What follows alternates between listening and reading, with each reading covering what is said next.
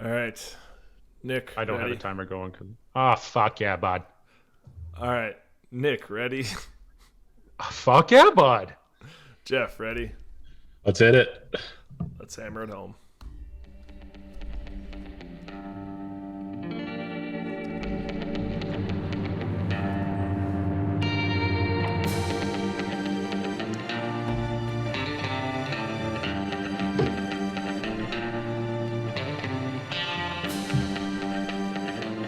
Freshly picked and ready for consumption. Here comes another round of the Radishcast.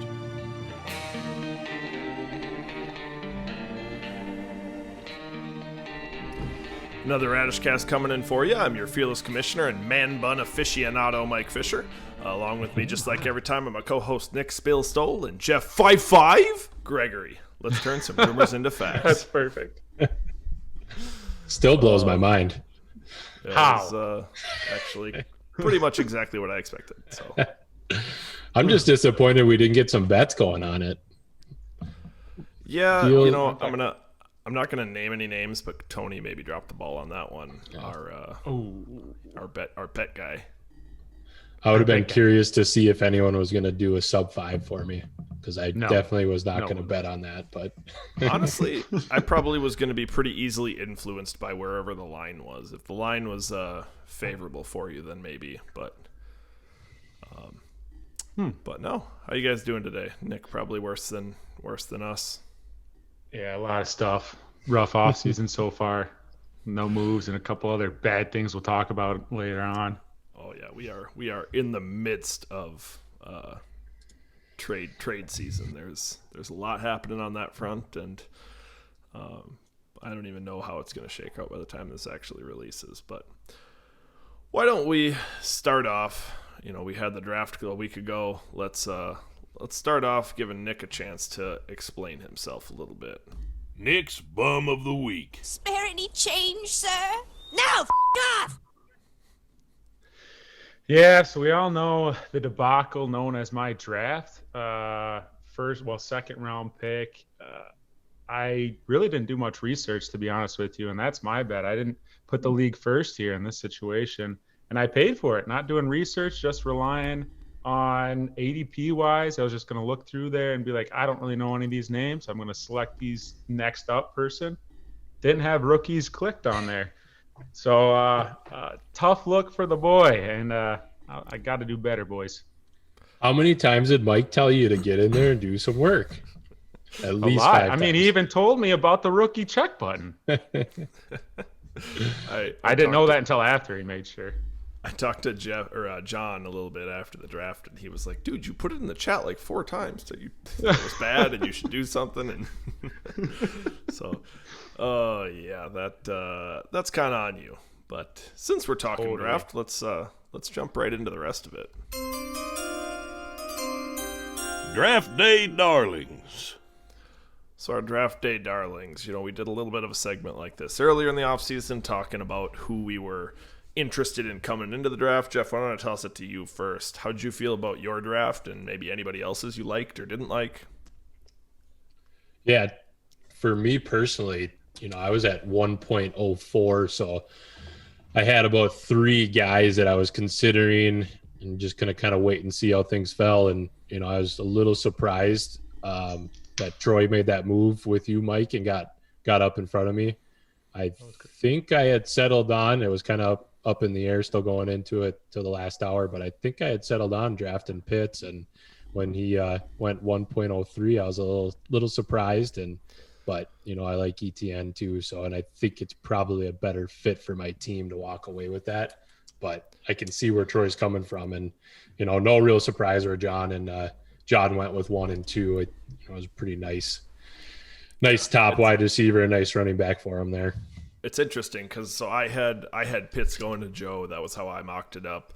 Yeah. I know that's how the general consensus around the league was. That's kind of what people expected. So it's curious that really Joe never had a chance at Kyle Pitts. And, I know John, especially pretty much anyone who asked, I know John was pretty open about who he was picking, but you kept that kind of close to the chest. So it sounds like no matter what happened, Joe was going to be a little caught off guard. Nick, was that kind of how you expected it to play out? Yeah, well, how you were saying it, I mean, early on in the offseason, I was trying to make a little trade with Joe, and I was going to try and get Pitts because I don't have too much faith in Fant and all the hype around Pitts right now. So that's what I was going. Also, something that kind of ticked me off, I need another quarterback, and Kyle took how many? Three? Kyle Monroe. Three quarterbacks? Three quarterbacks. Yeah, three quarterbacks. Okay, you have Kyler Murray, sir. He needs that that was- depth. And James Morgan. Yeah, true. No. That was one of the things that stuck out to me probably most was, it's tough, really, because rookie drafts, not many of these guys are going to come in and perform year one. There's maybe 7, 8 of them that are going to have that are probably going to see a starting lineup this year. So once you get to a point, really, do you take value or do you take positions you need? And so, I don't fault Kyle for taking the value if he thought that was the next best player. But as you got later into the rounds and he's taking Ryan Fitzpatrick and, even the Mac Jones pick after having Fields, that one surprised me. And then the Fitz pick even more so. But, who knows? Clearly Kyle's team's kind of working out okay. So maybe he just knows better than all of us. Yeah. That is very true. And Curly, just with Kyler's size and, his running ability like that, he's got to be game planning for someone else in case he gets out. So, getting some of that depth is because I don't even think he had any starters or anyone that would have seen the field going into that draft. So at least he revamped while he had some picks. So I don't mind it. I don't think it's terrible, but it was a little surprising that he dipped in there 3 times for it. But yeah, for sure. I was really excited about how my draft turned out. I got exactly the 3 guys I wanted at the top. In the 3rd round, getting Nico Collins, I was hoping for a couple of guys to drop, but he was definitely someone I was going to be happy with there, and I'd made that decision early. So I was really happy with how mine turned out. Some guys like John, we all knew it was going to turn out how it did when he's got the top 2 picks. It's hard to be mad about how your draft turns out when you got those top 2 picks. Nick, any other surprises or any thoughts from the rest of your draft? Not really. I just suck. That's what it comes down to. Hopefully We'll get her. Hey, we'll get her next year, baby. Get her next but year. this is the year of the Taints. Yeah, I know. So Shut up, baby. I liked Hopefully, Tony's draft a lot, actually. I'd agree with that. He he's got some wide receivers that are younger that have a lot of potential now on his team, and it's kind of scary to see if those guys do hit like he thinks they will. Just how explosive they are. He could be setting himself up for a long-term success. So yeah, and those guys are right on the verge of, guys, we have another counteroffer live on the air. Let's go. Let's go. So we're in the middle of the whole Ezekiel Elliott, Kyle Stankowski trade debacle, and Nick has just live on the show. I saw you peeking at your phone a little bit. I figured you were just texting with somebody about trades, but he was accepting a trade. So Nick just got the Ezekiel Elliott trade back. I'd rather you have it than Kyle, so I'm not mad about That's that. very true. I think that's everyone. His team looked way too scary. what are the details? So it's the same trade as before, but it looks like Nick tacked on a 2nd rounder. Ooh. No Landry for your boy, though. He wouldn't and budge on the Landry. And Landry's out, so Which is So fine an with all me. in. I mean, I have a feeling it's the year of the haven't- Taint, as we said. You know what? I will say that I do think that this new structure is a lot more better of a trade as far as both sides and evenness. I thought you were raking Kyle over the coals a little bit. Personal opinion. Obviously, everybody values players differently and things play out differently, but that's just my own thoughts of not being a Chark fan. I know others that I've talked to are higher on him, but. Hey, dude, don't say all that. What's this shark slander you're talking? Dude, here? I just said others are high on him. To each their own, he says. Others don't exist, but I said it. Wow, this guy. Oh man. Is there anyone that you think besides Nick that had a bad draft or left some guys on the board or went a different direction? Yeah, I I had Kyle a little bit lower, just with the 3 quarterbacks like we mentioned, and I did put out my full evaluation of everyone's draft. I don't have it in front of me, but off the top of my head, like I said, Kyle had a rougher draft, and then I thought both Troy and Joe maybe left a little bit on the table in the second round there. I thought Joe would have been a little better suited going after Pat Freiermuth. I liked him as a tight end, and Joe really needed it. And then Troy, I think, and I talked to Troy after, he was really happy with the Freiermuth pick. That was, again, kind of a value pick for him. But I think that there was some other players that maybe have some boom potentials at positions he needs that he could have picked there. How about you guys? Any other thoughts on drafts, good, bad, or otherwise? I got nothing. I just thought it was, like Jordan, he kind of went the route where I think his first pick was a 4th rounder. So he kind of sold out all of his picks early on. So, he's not really bringing in a lot of top end young talent with that, but I think he made some nice smaller value trades going up to it that helped out. I would agree with that. So here's the other end of it. Is there anybody you guys think that made the best of their draft picks without necessarily drafting? Anybody that maybe capitalized by trading away. One person that comes to mind for me is Joe Thomas. I think trading back from the 6 to the 12 spot. I think he kind of knew that he was going to be able to get a running back there, and he wasn't going to get one at 6, and that's what he wanted. If I'm in his shoes, so he basically picked up a first rounder to get move to a player that he probably was more happy to have given his team structure. Any other trades you guys saw pre-draft that maybe was a good use of picks, even if it wasn't a good drafting use of picks? Nothing off the top of the head, to be honest with you, Mike. Yeah, I mean, I liked, if you look at, Troy and his aspect, if he's going all out on a rebuild, that was, you start with the quarterback and you get a good tight end, and then you build from there, and he's got Pitts that's going to be there for however long, and Mahomes, where you can't ask for better than that. So, I think he gave up a lot, but I think you can see the path why he did it. So yeah, he needs Pitts to hit. But if Pitts hits, Troy's going to be in a really good spot. Yeah. So I thought Cooley reached a little bit, on the other side of your Joe comment there, Mike. I think Cooley reached a little bit for Devontae, but who knows? It might turn out for him, and now he's got a guy that he can slide into his slot and give him some wide receiver depth too. So. Yep.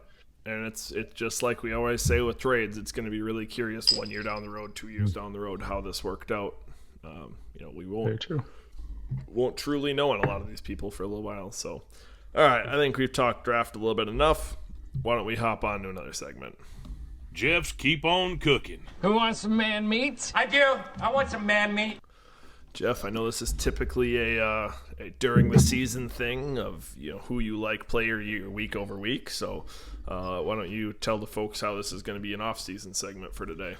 Yeah, just for today, we thought we'd mix it up just a little bit. I got 2 coaches that I identified that I liked their off-season moves and thought that they made some great value adds and kind of positioned themselves for a nice run. And I couldn't really determine which one I liked more because it's yet to be determined. But, the first one was Benny and the Jets. I thought Ben's team going into it, he had a really good year last year. And then I like all the moves that he made this year to sustain another, hopefully late playoff run. So, I thought he made some savvy moves that are going to help him.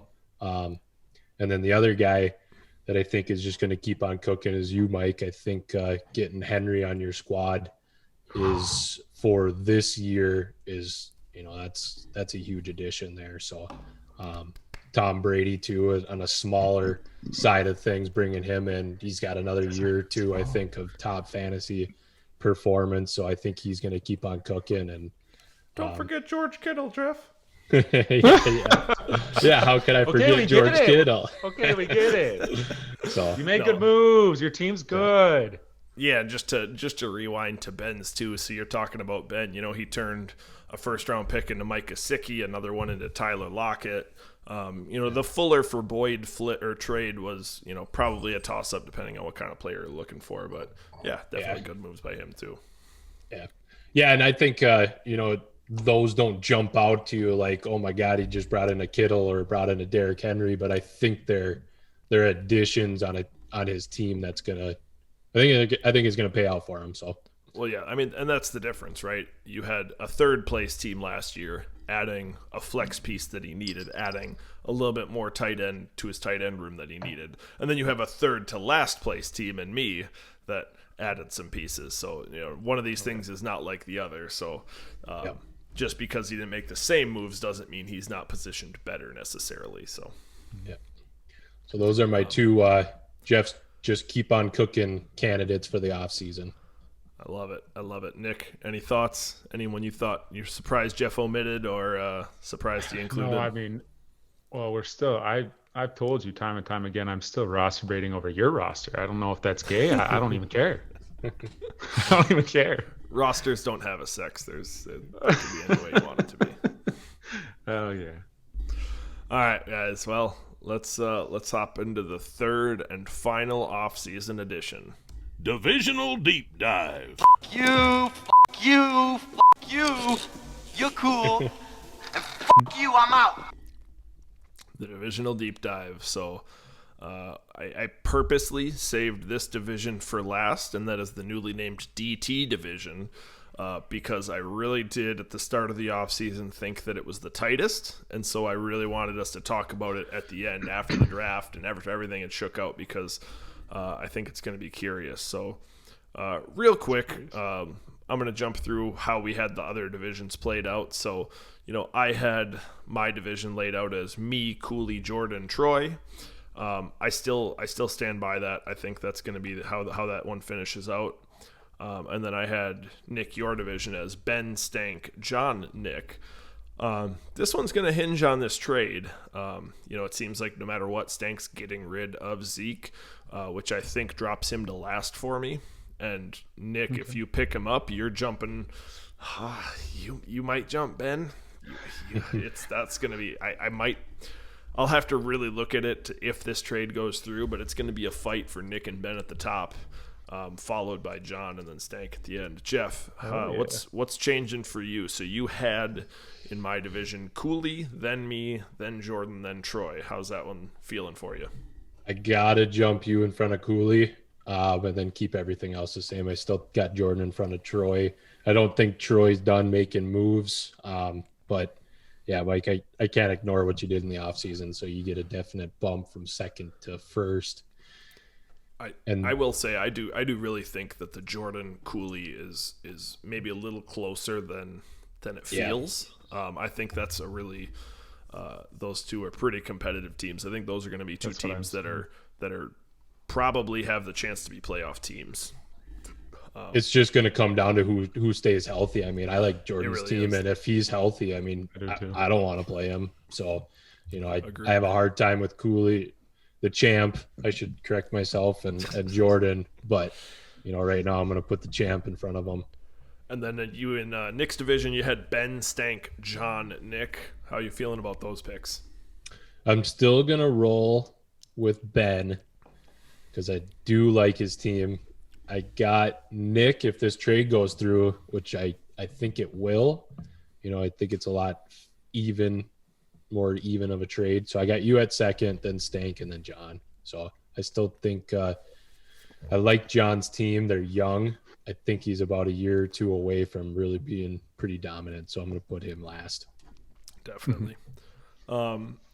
Nick, your turn. You had me, then Cooley, then Troy, then Jordan. How you feeling? I'm actually moving Jordan in front of Cooley right now. I like the Marvin Jones, Aaron Jones with Rodgers playing. I like that if that can stay healthy. And then that's just what it's going to be. Troy's at the back now. And then, Cooley's in front of him. Gotcha. Yeah, I don't know why I put Jordan so far back there. Yeah, that, it's one of those things where it's tough. I've had it where I look at a team and I'm like, man, I don't really like these guys. And I look at it a week later and I'm like, why didn't I like these guys? The off season is such a crazy time. It really is. Like, so, and then your division, you had Stank at the lead, followed by Ben, yourself, and then John. How you feeling there? I think I'm going to go Ben, me, Stank, then John. Stank still got Devontae. I don't know. He's kind of going to rebuild mode, it seems like, trading away Zeke, too. I do like Ben's team as well. Yeah. It is the year of the taint, but I'm still going to put Ben ahead of me. That's a wily vet move right there, Make someone else. I think Kyle did this to Tony earlier in the offseason. Put someone else in front. Then if they do it, you're like, yeah, they were supposed to win. But if you beat them, then you're like, underdog coming for the top. So hell yeah. All right, let's talk about this DT division, and let's start at the top from last year. Kyle Monroe, the runner-up in the league, finished the year 11-4. With Zeke, I think it's unquestioned that he's the top of the league. Without him, he's still right up there. I think really without question, he's top 3. I don't think anyone can argue that as far as how it stands right now. Nick, I'll give it to you first since it's not your division. What are you thinking about Kyle's team?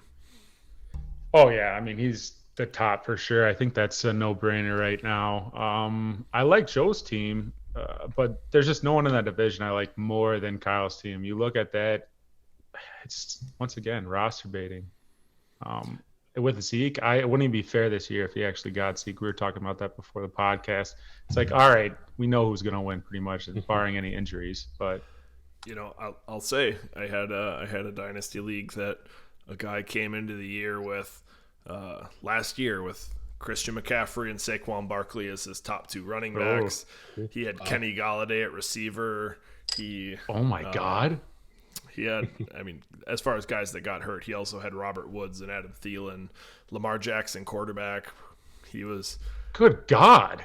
Took last year. Yeah, last year. That sounds exactly so dominant. So it's crazy how quick things change, Jeff. If you look at Kyle's team, I think a lot of us haven't picked at or near the top of this division, at or near the top of the league. What's something that could go wrong though when you look at his team? I mean, before the draft and even at this point, if Kyler goes down, his team's hurting quite a bit.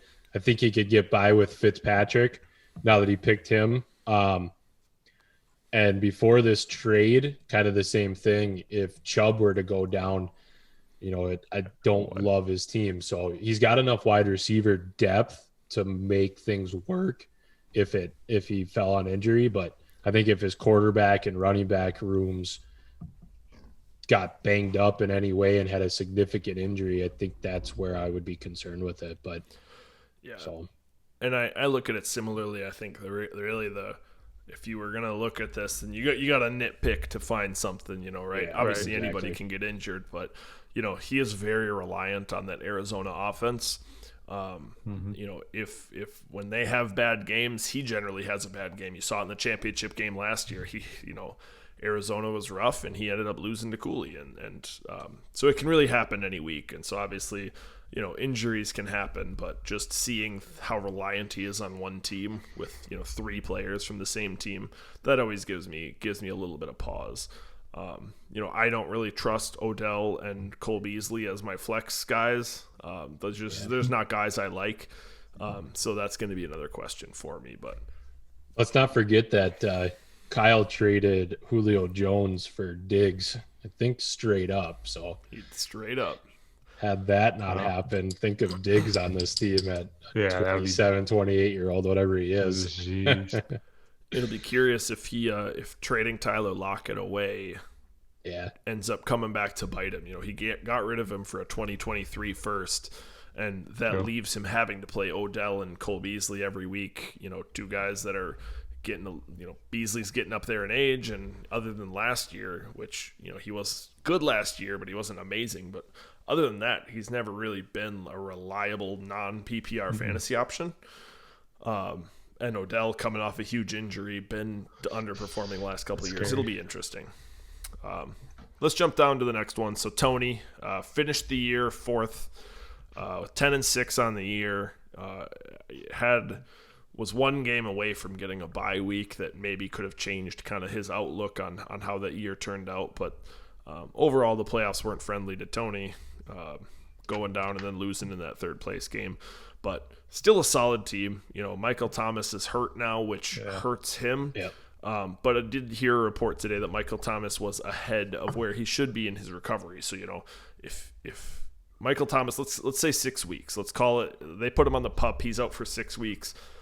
Tony's got a good enough team that he can weather the storm. If he's 3-3 in those first 6 weeks and Michael Thomas comes back, he's going to be in an awesome spot. So I'm not really, some people might be down on him because of that injury. Honestly, an injury at the start of the year, he's going to come back. If he's there for playoffs, that's really all that matters. I don't think Tony's missing playoffs barring a slew of injuries. Nick, I'll send it over your way. What are you seeing here? Yeah, I'm in the same boat with you on Michael Thomas there. I mean, early in the season, I think his team is talented enough to compete, go 500, and take it from there. Josh Allen, stud, obviously. I mean, is he going to have the same performance as he did last year? What was the stat I heard Jeff earlier about touchdown-wise? You think so? Yes, I think so. Yeah. He's as an good? animal. I think he is an animal. We'll see. I've heard people talk about crowd noise. I don't know if I'm as big of a believer in that. I mean, you saw an all-time high for all these offenses this past year. That's true. My biggest thing with that, when I look at Justin Herbert, you don't often see rookies have as good of a year as Justin Herbert had. Mm-hmm. And I wonder how much of that is the fact that he was, it was a practice every time. There was no crowd noise. It was just, okay, we're out here. I can call any audibles I want. I can hear everything, and I don't think at the end of the day it matters. I don't think that Justin Herbert necessarily regresses just because of that, because now he's got the jitters out. Now he's played a year in the NFL. He's seen these defenses. You add in crowd noise, I don't think it's as big of a deal versus just jumping right in feet first. So, very true. I think those are the guys where it really is going to make a difference. Yeah, I'm looking at Chris Carson too. I mean, I heard some stuff about picking the tempo up in Seattle. I heard committed to the run game. I don't know what's going to happen with that. We'll see how that trade worked out in the end. I read a report today that the Seahawks coaches said no running back by committee. It is Chris Carson's role, and they're going to ride him. Ouch. Oh, baby. Ouch. That might hurt me in the long hurts Jeff's Rashad Penny shares, but when it was this offseason that Carson re-signed, I was really hoping he was going to go someplace, probably to the Raiders, who knows, but I was looking forward to the Penny stepping up and finally taking that number one spot. But Carson has a history here of, I won't call him injury prone because that doesn't exist, but we'll see. I think Penny gets in there a little bit. I was going to say, whatever he is, Penny is too. So yeah, exactly. That's true. Whatever he is. Hopefully they just hit on different times, Nick, any other thoughts about Tony? Nothing too much. I mean, Swift, we'll see about Detroit. I don't know how much committee that's going to be either. Obviously, Swift is just way more talented, but is he going to get some touchdowns vultured? I don't know about third down work. I don't know about the Lions, so. Well, you do know about the Lions. Yeah. Oh, yes, I actually do. What do you know about the Lions, Nick? Dude, shut up. I'm sick of this. All right, Jeff, from your end, what else are you seeing from Tony? Let's talk about those wide receivers a little bit. Yeah, I was going to say, I'm going to focus on the wide receiver and Justin Jefferson. I think, there's a lot of hype revolving around this guy, and rightfully so based on his rookie outbreak. And, if he puts up anything close or kind of builds on that a little bit, that's a guy that he got. You can't remember the exact details of the trade, but definitely a steal in that trade with Cooley to get that. So Jefferson and Mostert for Darius Slayton and Corey Davis. I think looking back, you might say who won that trade. Thank you, Cooley. Yeah, Thank you, Cooley. I think we can call that one right now. But if Justin Jefferson, like I said, continues to build and grow, I mean that's a scary guy coming around for the next how many years. Parker, Juju, solid guys, just guys to kind of, like we mentioned, get them by until Michael Thomas gets back in there. But, like I said earlier, during the draft recap is I wouldn't be surprised if we see some of Jalen Waddle or we see some of Moore sneak into Tony's lineups here on bye weeks, especially. And, you know, maybe if they get hot, you know, he might ride that hot hand for a little bit. And those are the guys and how explosive they are. If he hits on the right week, he could put up some big numbers. So honestly, on any other team, I would say Jalen Waddle needs a year. On most other teams, I'd say don't really count on him this year. He's going to need some time. But he played with Tua. They both played together at Alabama. They obviously know each other, have a little bit of rapport at least.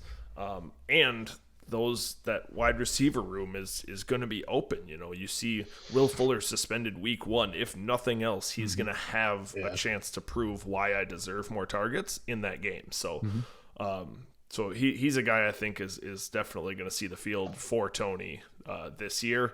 And Elijah Moore too. That Jets room is pretty open, and you've heard nothing but good things all throughout camp. Right. So, two good pickups I think for Tony and what his team needed. Do we trust that Miami offense really though? I am not a fan. Yeah, that's what I'm saying. I think they still got a really good defense there too. So that kind of worries me a little bit that they'll get up in games and really just slow it down, start handing the ball off, and just kind of roll and ride with the defense. So we'll see. This one's really going to depend on me of how, because they just got a new offensive coordinator, and I don't claim to be someone who knows every coach and every coordinator's tendencies. You know, I don't know that stuff. I don't track that stuff all that well. Not yet. But if he's used, not yet. If he's used similar to how Robbie Anderson was used last year, where they get him the ball a lot quickly, he's getting the ball on drags, on slants, and he can make a play with it. Jalen Waddle's going to be fantastic. He's going to be unbelievable. But on the flip side, if he's used like John Gruden used Henry Ruggs, he's going to be a big fat turd. You know, there's just no way around it. He's not going to be productive in that role, and that's not the role he played in college. That's not what he's been successful at, is just, you know, running deep routes. He's a get the ball in his hands kind of guy. So if that new OC comes in and does what Matt Rule did with Robbie Anderson, a very similar styled player, I think he'll have a lot of success. But nice. I knew it wasn't going to happen, but I was really hoping that Waddle would follow me at pick 8, and I knew it wasn't going to, but there was a little bit of hope there. I have insider knowledge, not naming any names, that there was a trade that was about 5 seconds away from happening that would have happened for you. But someone who will remain nameless backed out at the last second, and that did not happen. So he's actually nameless. He's not even saying the name. Wow. Waddle would have dropped to me, or what? Oh, yep. There was somebody trading into somewhere in the top 7 that was going quarterback. So, but regardless, let's jump on to the next team here. So we got Old Man Joe, Coach Joe Thomas, 9-6 last year. That does include a couple of playoff wins. He was in the toilet bowl. He was right around 500 to finish the regular season. Just barely missed the playoffs. One of those teams that really came on strong. Had he made the playoffs, I think it would have made a lot of people nervous that he was going to go on a run. I think we were talking about him going on a run at the end of the year last year. I project him to take a step forward in a big way. I don't know if it's a big enough step. I don't know if he quite gets there this year, but there's no one on that team that's aging out. There's no reason that he's not going to continue to move forward. And it also wouldn't surprise me if he was right up there in the top of the league come the end of the year. I think he's got a lot of the pieces. He's got a fantastic wide receiver room. He's got okay running backs. I think good enough to get him by. The quarterback's a little bit of a question. I like Joe Burrow, but I don't know if this year is going to be the year Joe Burrow is all of a sudden an elite quarterback. I think he's going to be like the quarterback 10, the quarterback 11, 12, 13, somewhere in that range. He's going to be good enough. And then that tight end room, like we talked about, without getting Pitts, it's tough. It's tough. So we'll see. Maybe he'll make a move to bolster that a little bit. Maybe not. Who really knows? Jeff, what are you thinking about Joe, your rival? Yeah, Mike, I mean, you had a lot of good points there. Is running back room, I don't know if this year is the year for them. I think next year is going to look really good with Carter and Williams, especially with the reports that you're hearing about Williams taking over and might even be the back end of this year. And with Gordon kind of going to stall out there. We'll see. He's got AJ Brown and DJ Moore, two just fantastic young dynasty studs at wide receiver, and even Ayuk. It's just solid. He's got a lot of good stuff, and I think he's got 3 first-round picks for next year as well. So I think he's got a lot of ammunition to, make a big splash if he wants to, and go out and get a veteran if he's close or someone that's at the top of the rankings. So, I like Burrow, but coming off that injury, I'd like to see it before I put him in my starting lineup. But, he is young. He's got a big arm, and he's got a lot of talent and a lot of weapons around him in Cincinnati. So I think better days and good days are right around the corner and about to happen for Joe here as early as this year. It's going to be really curious to me because he has so much draft capital next year. Which way he decides to go, right? I think that if Joe plays the long game and he says, I'm just going to roll with my core, I'm just going to keep them how they are, he could get 3 draft picks next year, and he could be set up for who knows how. He could be in a Monroe situation in a matter of 2 years. But it's probably, I know for a fact, it's going to be real hard to fight the temptation to say, I can turn 2 of these into one guy now and be competitive right now. So I'm really curious to see how he decides to go, how the year goes for him, obviously, too.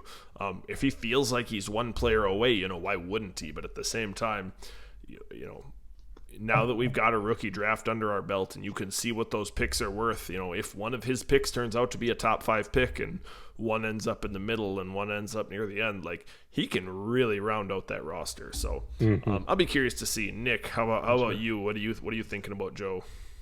I think I agree with you. He's right there. I mean, you got big names, but it's not top. I mean, still first tier. You're talking about Keenan Allen, AJ Brown. I mean, AJ Brown might be tier 2, but yeah, he's right there. Running back room, like same points you guys were talking about. Young, we'll see what happens. Not a huge Miles Sanders boy, but Joe Burrow, I don't know what he's gonna do. I've heard some reports, it's all training camp talk about not being able to get a pass off. Yeah, I saw that. It's almost like maybe they should have drafted Penei Sewell instead of Jamar Chase, but my boy. That's what happens when you have an offensive coordinator that wants to do nothing but throw the ball 55 times a game. which might be good for fantasy. Yeah, it might be good. It might be bad for his ACL, but it might be good for fantasy. For the short term. All right. Anything else on Joe? No, I don't think so. All right. Let's move on to that good pain. Jeff Gregory, 3-12 last year. Ouch. The toilet bowl champ. 5'5"? It was a 5'8". Don't let anyone forget. But no, and it hurt too. Honestly, Jeff's team. This division as a whole probably houses more of the top receivers in our league than any other division. Jeff's got a lot of really good, talented receivers on his team. I just think the rest of your positions are at least a year out from being good. Nick, I'll give you kind of first crack. What are you seeing with Jeff? That's it. Yeah, exactly. The wide receiving core is just phenomenal. Can it carry him past Joe in my rankings? Probably not. Sorry, Jeff. But yeah, ETN. Guess we'll find out. Tune in next time on Dragon. Okay. Oh, okay. Right. We'll see. Mike Williams. I kind of like that too. We'll see if he. What is he? Yeah, I know. He's consistently hurt. He's not injury prone because that's not a thing we've learned. But yeah, he's something. He is definitely something. Well, Dallas Goedert. I've heard there's just a lot of targets, tight end wise. We'll see what happens there with that. They don't really have any other threats. I feel like it, but I don't know if you're gonna get the targets for Goddard. What did you give up for him? What was the trade? I went pretty heavy on that one. It So was Goddard and the 108 for the 203 and your 2023 first. Was there anything else in there? yeah, so I got 108 Goddard and like a 5th round, and I gave up the 15th pick, a 2022 second, 2023 first. Yeah. Yep. Okay. Yeah. Something like that. Yeah. I'd Super probably be a lot talented, more. but I'd be a lot more in on Goddard, and I think even when you made the trade, everyone was kind of under this assumption that Zach Ertz was going to get traded. You know, Yeah. that's really been everyone's assumption for a long time. That was my assumption. I mean, you stole that trade from me. I was trying to get Dallas Goddard because I thought Zach Ertz would go somewhere, and I'd have 2 valuable pieces. Yeah. But that just didn't end up happening, and we kind of saw in that first preseason game, they really, Zach Ertz got more targets with that first team offense. Even if it's even, I don't think you're going to be happy playing either of them. Yeah. No, with that move, you guys hit it. I was hoping he's 26 years old. He's been in the league now 4 years or something like that. So it's his time. Tight ends take a little bit to develop. So, I'm hoping I hit on him, and really Ertz still being there kind of hurts me a little bit. I like it. I wish But- maybe. Do I have it? Maybe Do I what? have Dude? it? Maybe what? I had to find it. Better late But- than ever, baby. The one thing I will on a say is different like screen. my team is, I don't really have old guys on my team. I'm relatively young, 100%. but I'm not too young either at the same time. I got a lot of guys that are year 3 and 4 roughly. So I'm excited to see what ETN brings. There was a lot of draft buzz around him. Even if he isn't on that first, running back depth chart, I still think he's going to get his touches and his targets in some way. They're going to manufacture targets for him. And really Lawrence, I was pretty happy walking away with him just for the fact that, they're talking him as just an absolute stud. So as a dynasty guy, I don't have to worry about a quarterback, hopefully for a very long time. And I think he's just going to keep developing, and his legs are kind of an underrated thing on him. And he ran a lot at Clemson. So we'll see how it goes. But Yeah, absolutely. And I don't think it's any surprise to anyone who talked to me pre-draft. I'm a big ETN guy. I was going to take ETN at that 3 pick until I traded it away. I think we'd be having a totally different conversation right now if Kenyon Drake had signed in, let's say, Miami or Atlanta. We'd be having a totally different conversation about Jeff's team, because I don't think Matt Ryan, Tua, and Trevor Lawrence are so bad that they're going to keep you from competing. And if you had 3 running backs like we're talking with ETN and Kenyon Drake in a starting role along with Jacobs, I think we'd be talking about you in that top half of the league at least, as a really competitive team. So the NFL kind of hurt you there, but I am really curious to see Tua this year. I'm curious to see. I wouldn't say I believe that he's going to be, great. But if he takes a step, baby. if he takes a step in the right direction, it was really all you can ask for, right? If he takes a step and he shows some promise, some connection with Waddle, he's got the weapons now. There's really no excuse. Waddle, Fuller, and Parker is a good receiving trio. Oh yeah. If he doesn't show anything better than last year, then I'm probably out. But the Dolphins bought into him too. They went out and got that target right away for him, someone he played with, and so everything I'm seeing, they're believing in him. And he was hurt coming into last year, didn't have an off season. There's natural excuses you could bring up for it, but I think he was still 6-3 as a starter. So he Does that wins include games. the games where Ryan Fitzpatrick Defense, came in and baby. saved the day for him? Or... Oh, Yeah, probably, but it still counts. 2 a time, baby. 2 a time, baby. So, I don't know. I right. think there's enough pieces here. I don't think I'm going to be too competitive this year, but I'm excited for my future. And, I think if some guys hit and the draft goes well for me next year, I'll be having more positive conversations as far as the ranking goes. So, and honestly, it wouldn't surprise me if you had a good year. It really wouldn't. Like there's nothing that I look at your team and I'm like, he cannot overcome. Like there's no one that can break out in his tight end room. When I look at Joe's tight end room, I don't think that there's anyone that can break out in that room. When I look at your room, there is at least players I can see a path to them doing well. Quarterbacks, there's players I can see a path to doing well. Running backs, it could happen, right? Travis Etienne could come out and be a world beater. Josh Jacobs could just totally push Kenyon Drake to the side. Like it could happen. I don't think it'll happen, but it could. So I wouldn't be amazed if you came out on top, but I'm not going to bet on it. So when I look at this division, I actually might surprise some people. I have Tony at the top. I think obviously if Kyle Monroe picks up Zeke without giving up any pieces, that changes this entirely. But without that, obviously we just saw the counter come through live on the show. I really do. I still believe that even without Michael Thomas, Tony can limp through those first couple games, and I think he could go 4-2 in the first 6 weeks. And I think we could be talking about him at the end of the year being one of the top teams. I really like Tony's team. I got Kyle, obviously, after that, Joe, and then Jeff. Like I said, it wouldn't amaze me, Jeff. I think you maybe for this year have a little bit more upside than Joe does, surprisingly, because he can only play so many of his receivers at one time. But I definitely think that I'm going to project you a little bit lower. Nick, how do you see this division shaking out? I see Monroe. I'm still a Monroe believer. I know you talked about that Arizona stacking 3. It worked out decent for him last year. I think it's going to. I think Murray's going to have a hell of a year. I got Tony next. We'll see with Michael Thomas coming back, that offense look.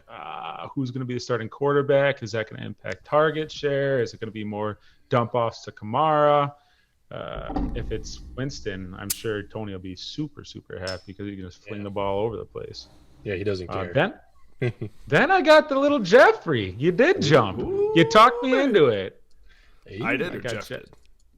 Yes. and me looking at it. I actually do like your receivers a little bit more than his, to be honest. The starting 3, Cooper, I think he's going to outperform his projections this year. I think Cooper is always undervalued. Obviously, the injury at the start of this year had me a little uncertain, but sounds like he's. So I got Jeff then Joe, but yeah, that is a solid division. It really is. After if anybody's familiar with the rules as much as I am, after 3 years we have a little soft divisional reset. You stay with your rival, but you get swapped based on the winning percentage of you and your rival collectively. So it'll be curious. These will shake up ever so slightly, and then maybe some of those garbage rivalries like Nick and John will get paired up with the Monroes and the Tonys of the world. So that's fucked up. Well, if you pull off this trade, it'll right the ship a little bit maybe, and John's obviously trending up. All right, Jeff, talk to me about your division. Do you have the kind of unreasonable faith that Nick had in himself? The balls.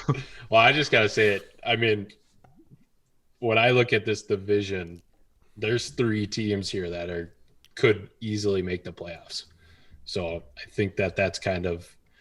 I don't think we had that last year by any means, but I think mathematically it can happen. So I wouldn't be surprised if it did. All 4 could technically. Yeah, I'm kind of taking myself out of that, but I got Monroe at 1. I got Tony at 2, Joe at 3, and then I got myself at the bottom. So like I said, better days are to come for the Jays juggernauts, but right now those are the rankings I'm going to roll with. We'll see how set the expectations low. Set the expectations low. It is. All you can do is that underdog approach, man. Yeah, hell yeah. 2 a time, baby. I'm curious. How does if 3 teams make the playoffs from one division, doesn't that last team have to be just god awful and lose a shit ton of games? That is the tough part, right? Not. Is you have you've got 6 games against your division. So, it's probably going to be tough. Yeah, like you're saying, if everybody in the division's splitting all the time, maybe they make it, but that could really, this could affect the ability to get a number 1 seed, to get a bye, to get a number 2 seed and get the bye.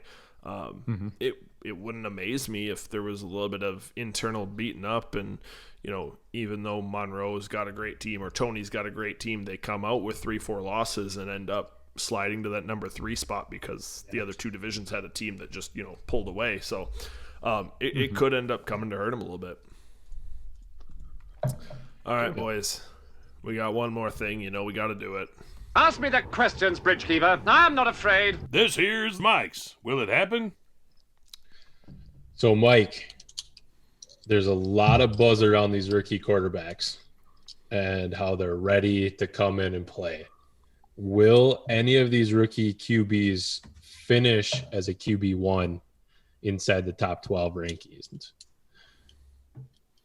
Any of them? It will not happen. Boom. That was Mike's. Will it happen? Like that one. All right, everybody. This is our last off-season show.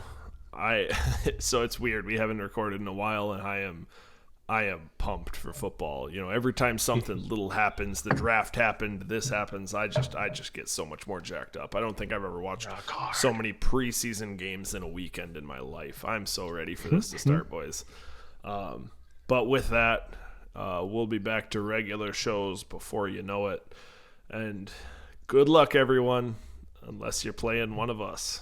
I'll see you. Webster's Dictionary defines radish as a swollen, pungent-tasting edible root high in potassium, which can help lower blood pressure. Or more importantly, 3 guys spitting nonsense and talking about fantasy football. Add salt and pepper and chomp into another episode next time. See y'all later.